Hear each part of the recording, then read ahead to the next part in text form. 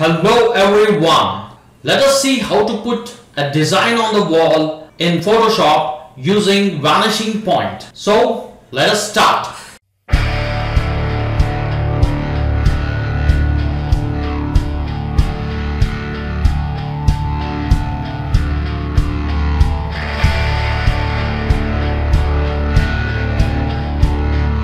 Here I have an image of house interior and there is a plain wall in this image.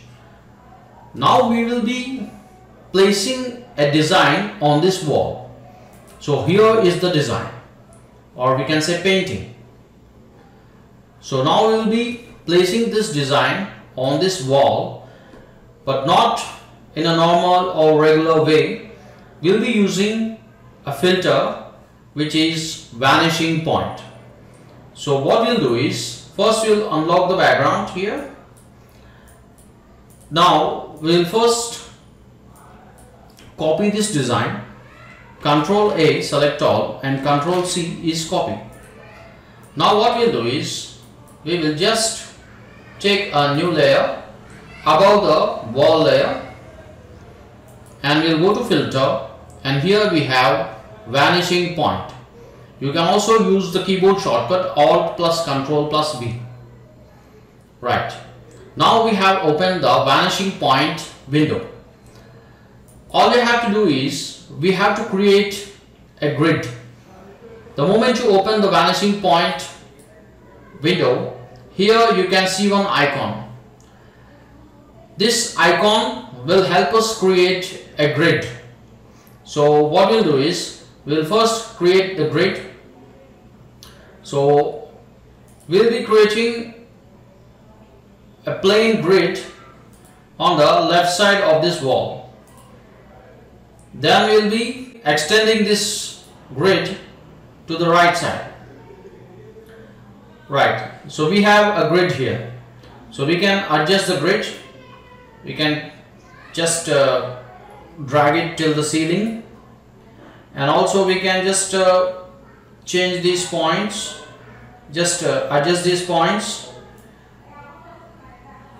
till we are satisfied with the placement of this grid, or we can say grid plane. And also the most important thing to remember is, if you try to drag this grid to a different position, see, we can see this red color lines. So this red indicates that we are not properly positioning the grid. So we have to properly position the grid here. Always ensure that the color of the grid is blue.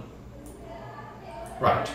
So once we are satisfied with the position, now we have to extend the grid to the right side. So all we have to do is just hit C on the keyboard and hold Ctrl, and just from the center point, we have a center point here on this grid. We will just drag a perpendicular grid, a grid plane which is perpendicular to the first grid, something like this, and we will drag it till this window. Right. So this is all we have to do. So now we have the grids, and now we have to get the image, or we can say the design. We have already copied the design. All we have to do is, we'll paste the design. So simply hit Ctrl V. So now we have pasted the design, and now we will adjust the design. So just we will zoom out. We will activate the transform tool. To activate the transform tool, we have to hit Ctrl plus T, and before placing the design inside the grid, we have to make it very small. So just make it very small, something like this. So now the grid is the design is very small, and once it is small, now we will slowly place it inside this grid plane, something like this. Now it looks fine, and we have to adjust the image or the painting or the design just by dragging the corners fitting it inside this grid plane properly. And we can do one more thing. We can just drag the right corner and extend it till the edge of this right grid plane. So see here. So now we have properly placed the design. We have properly placed the design, and we'll just click OK here. So now the design is on the wall, but it doesn't look like there is a painting on the wall. So what we'll do is we'll apply a blending mode here. So we will just select a blending mode, that is multiply. Okay, we have applied multiply, but we will try to improve the design. The design should look as though someone has painted on the wall. So simply double click on the right side of the layer to open layer styles, and once you have opened the layer styles, we can see blendif options here. So here we have this option, this layer, and below it we have underlying layer, and we have two sliders for both underlying layer and this layer, two sliders. These sliders will control the shadows and highlights of the image.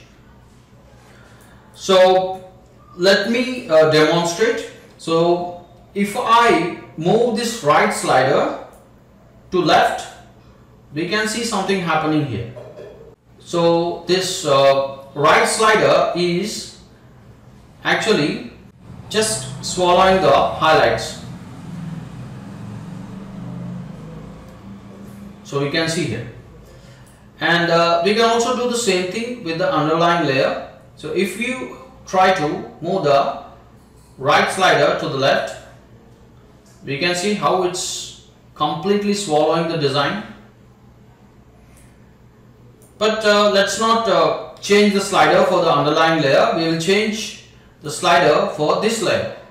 So we can just move the right slider to left, and after moving it for certain distance, we have to break this slider.